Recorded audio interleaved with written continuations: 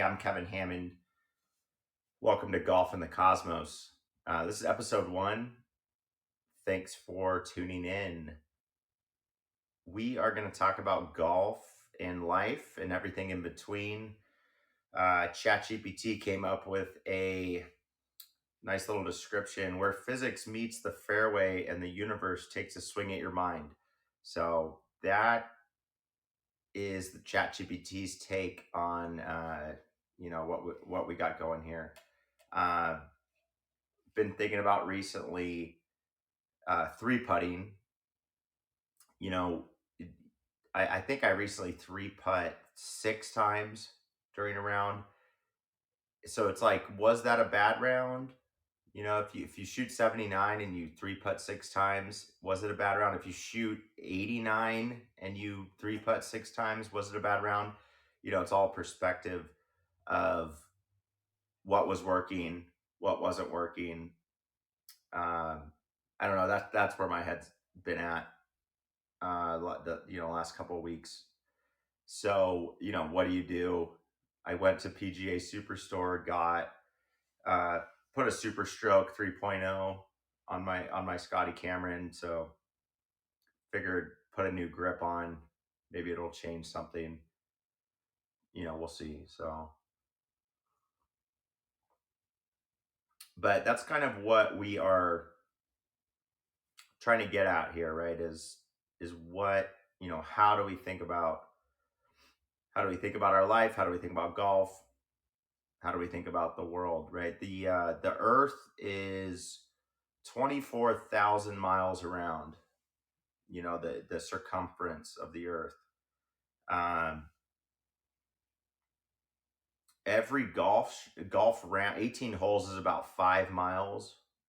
Okay, so that's about 4,800 rounds would take your golf ball, from here and then all the way around and then back to here.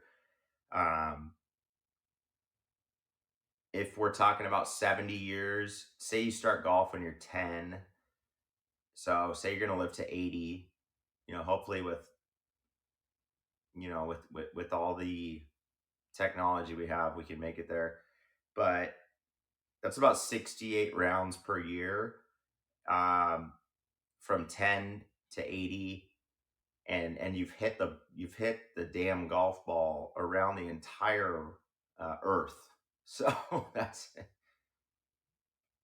So I mean, what are we doing here? I mean, I know you can take an airplane in a couple days, get around the entire Earth, but just to put this stupid game in perspective, right? I mean, we are just hitting a little ball 68 times a year, and you've gone from point A to point B, and you're back at point A. I don't know. That's just one way to look at it. It's such a fickle game, but it consumes so much, of our life. But again, golf and life. What's the difference? Why? When you shoot a 60, I mean, let's just say let's do when you shoot a 79, have the greatest day. Why is that day so good after? And you shoot a 99, the day don't seem so good after, right? Is that a coincidence? Is there something else going on, that's connecting those dots there? Uh, when if I shoot a low score and I'm putting well, and say I happen to go out to a bar that night and play billiards or pool, I can't miss, right? And I don't know, I don't understand that connection. You're just seeing it. It's just eye-hand coordination, you know. But it's like if I'm putting well, go to a bar and play pool, and I would bet, I'd put $100 down on myself. It's like I can't miss. You just know you're gonna hit that ball wherever you need to hit it, and it seems to work out. So I don't know, you know. So we'll see if the Super Stroke works. my brother's Scratch. He's actually +2. He's better than Scratch. But he told me to get like a 1 or a 2.0. He has a 1.0 Super Stroke, and then I went for the 3.0. I just thought, the bigger the better. I think they sell a 4 too, which is like, massive. You're just holding this thing. So we'll see. We'll see if the 3 is the right number or not. But again, thanks for joining us. The goal is to have some more guests in the future. But today you just have me. Again, golf and life. What is the difference? Uh, Good question, right? I mean, who knows? Have you all heard of a big part of what I've been thinking about a lot around golf is this idea of cognitive dissonance.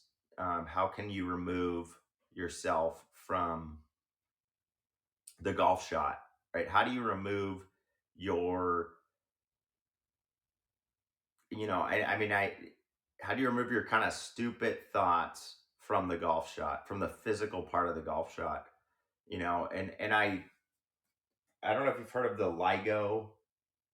It's a large scale physics experiment and observatory designed to detect gravitational waves.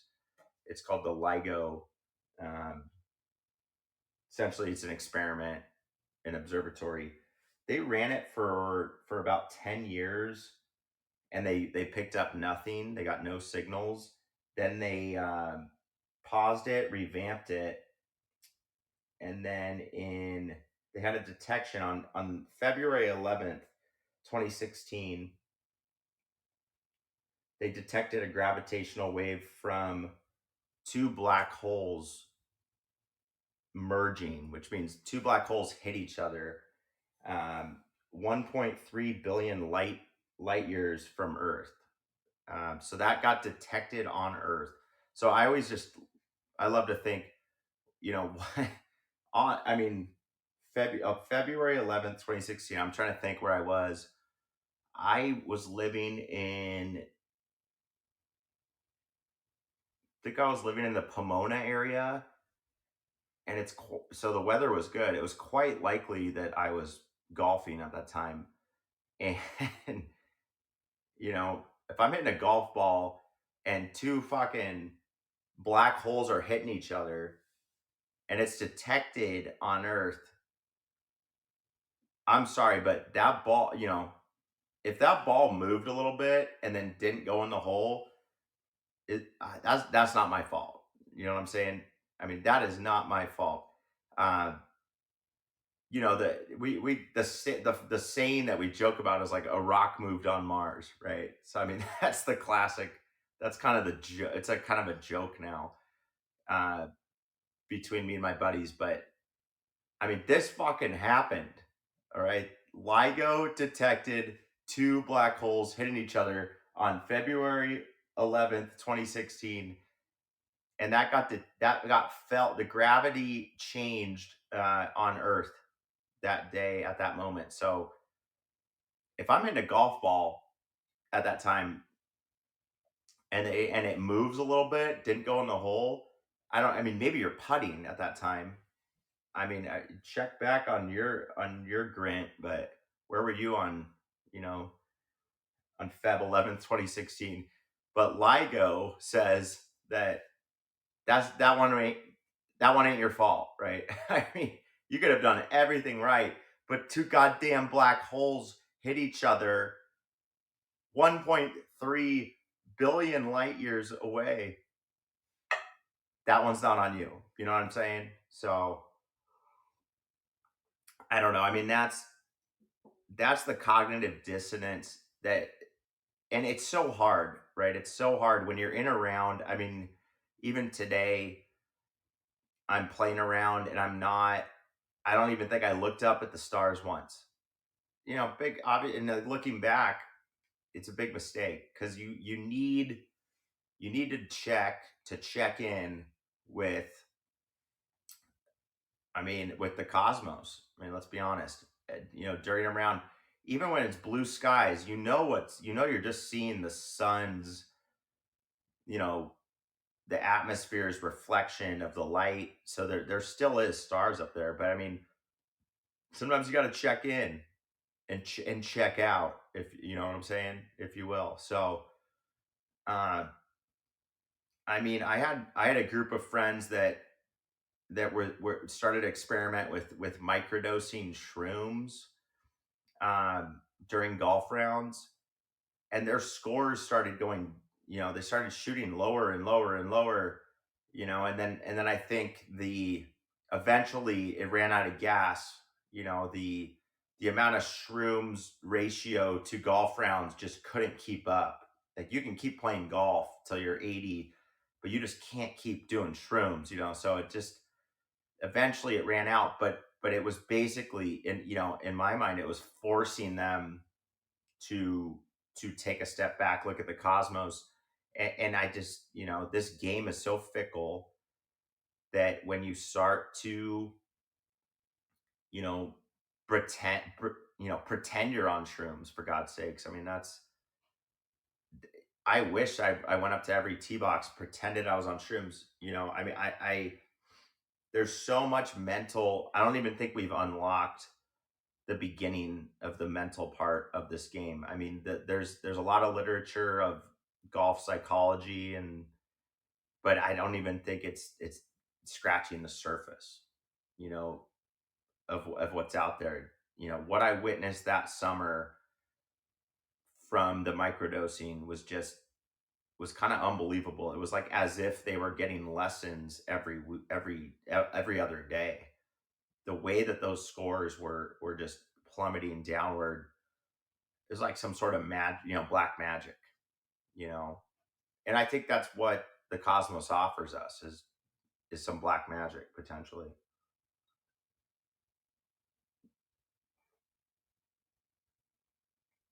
You know, I mean, I can you go on a run and it's like run a 5K, that's 3 miles. I mean, this earth is not that big. The golf ball is, you know, a small little ball. It's kind of amazing how far that ball goes, you know, by the force that we put on it. And what makes it not go forever? Like you hit that ball in space off the, you know, off a spacecraft, uh, there's no gravity, right? So what's bringing it down is gravity. I mean, you ever play at you know, we've played in Bend, Oregon, 4,000 feet. The ball went so far. You play and you know, you play in Colorado. You play somewhere in high elevation. The ball flies. You know, flies. I mean, imagine a golf course on Everest or at the you know, at the base, maybe base camp. Call it the base camp 9. You get to base camp, set up your tent, and you go, well, are you going to the top, man? Well, no, first I have to play the 9 hole executive course, you know, hit your 9 iron 450 yards, you know, I'm sure. I mean, you're up so high at a certain point. You got to get some perspective of, you got to kind of leave sea level at a certain point, especially when you gun it, you're starting to get yardages. You know, sometimes we're always long or always short, and you just got to kind of zoom out. Like, where, okay, am I at sea level? Am I at 4,000 feet? Am I at, maybe you're 1,000 feet, you know, up, but I don't know. I mean, that's one perspective to think about, like when that ball moves. That's just the shit that goes through my head that I wish I thought about more. You know, you get out there on the course, and it's so hard because you know, you work all week, and you paid your $79, and this round means everything to you, and and you just don't even look up once to go to, to acknowledge gravity or any outside force. You know, you think it's all your physical ability. I don't know. I mean, I just feel like I remember playing with a pro, two ex. I think they were AAA ball players, baseball. And they hit the shit out of the ball. Uh, but you would think a guy that made it, that's that elite of an athlete, should be able to like really just smoke me in golf. And it's just they don't have the full game necessarily. It's just so I don't. It's one of the only games that's not purely athletic. It just seems to be uh, possibly more than 50% mental. I mean, I know I'll have guests on in the future that disagree with that. You know, that might take a more athletic approach. And don't get me wrong. I mean, if you're in good shape, then the fatigue doesn't hit you necessarily. There's an element of after 15 holes, fatigue can hit in. You see it. I've seen it many times. You got guys on a heater, but then that by 13 or 15, the fatigue's going to kick in, and it doesn't matter. What type of great swing thoughts they had, because they're just too tired. They can't hold the club anymore. They can't handle being outside for that long, right? So there's an element of athleticism certainly, but compared to other sports, it really is. It seems so mental because some people can just hit the ball perfectly on the range, and then you put them in the game, and it's like they've never hit a golf ball before. I've never seen anything like that on other sports. I don't know if it's that drastic of a change.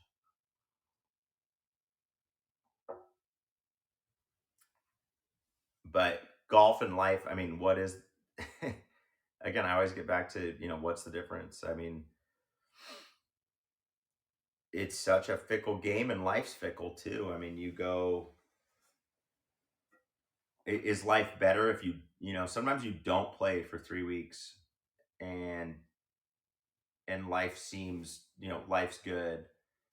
Uh, but then it feels like we're missing something though, right?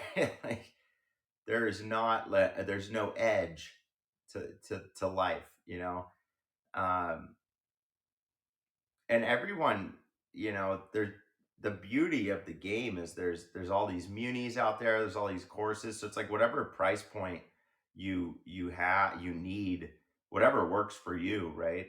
I mean, God, I've had a blast playing a $21 muni, you know so it's like realistically, it's there if you need it. It's not unattainable necessarily, right? If you can scrape together, $21, you're out there. You just got to find the time to get nine in.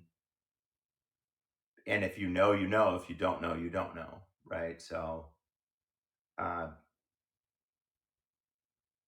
but the time off is a funny one, right? It's like, why?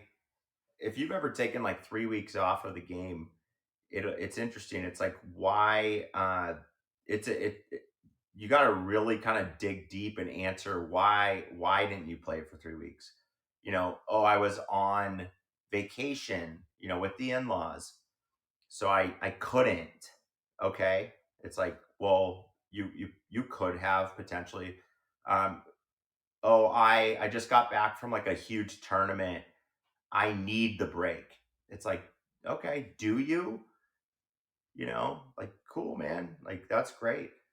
Um, you know, and it's like, do you miss the game?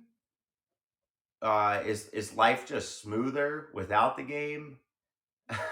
Right? And then it's just, and then you get that next round that you go play. Uh, you either play good or you play bad, and you go, that break was worth it because I needed that break because I played so good. Or you play bad and you go, oh my god, it all makes sense. Now I need to go play more. That break helped me, um, figure out what I needed to fix. So I don't know. It's just this game of justifying playing or not playing, but you can't play. Um, I mean, I've tried it, right? Like 42 holes a day. I mean, you could try to do 36. I've thought about moving to Alaska where the sun is up for like 21 hours. Um, you know, it's like, could you get 72 in 21 hours? I mean, I mean, you definitely could. Don't get me wrong, but like, where do you start? At what point does it start losing value from a, where do you start? Where do the gains start dropping off, um, from like a repetition standpoint? I mean, it sounds, in theory, it sounds like a dream. You know, I'm going to move to Alaska, play 71 holes every day for 3 months straight. You know, eat, sleep, and golf, right? So you're literally like, stopping at the turn to take your morning dump because the night has passed and the sun's still up. So you're literally just going through the motions, hitting golf shots. I mean, I always think about how Tiger. A lot of the pros have golf carts that go like 25 miles an hour, 30 miles an hour, so they can play 18 holes faster. Uh, so it's like, what if we had that, right? What if our carts went faster? What if we were part of a country club and there was less weights? Um, Again, I don't know if, I feel like I've seen those YouTube channels where the guy's like, I just started golf and I'm playing every day, and it's like, watch me try to become scratch. I don't, I haven't really seen those end well. I mean, they're kind of selling you the story of that journey. They're not ending up like on tour or scratch by going through those motions necessarily. They're probably overdoing it, and I would argue they're probably not thinking the right way about it, from a mental perspective. Again, this game seems to be different than, other sports for whatever reason from a mental, perspective, and that's what really kind of sourced the golf and the cosmos, idea. And I think, hopefully we'll get some guests who are a little bit smarter than myself from a physics perspective, from an athletic perspective. But that's kind of the goal. At least my goal is to explore, how deep can we go into, that physical and mental, world of golf. I mean, so thank you all for coming along for the ride, um, with me, and I'll see you next time. Cheers.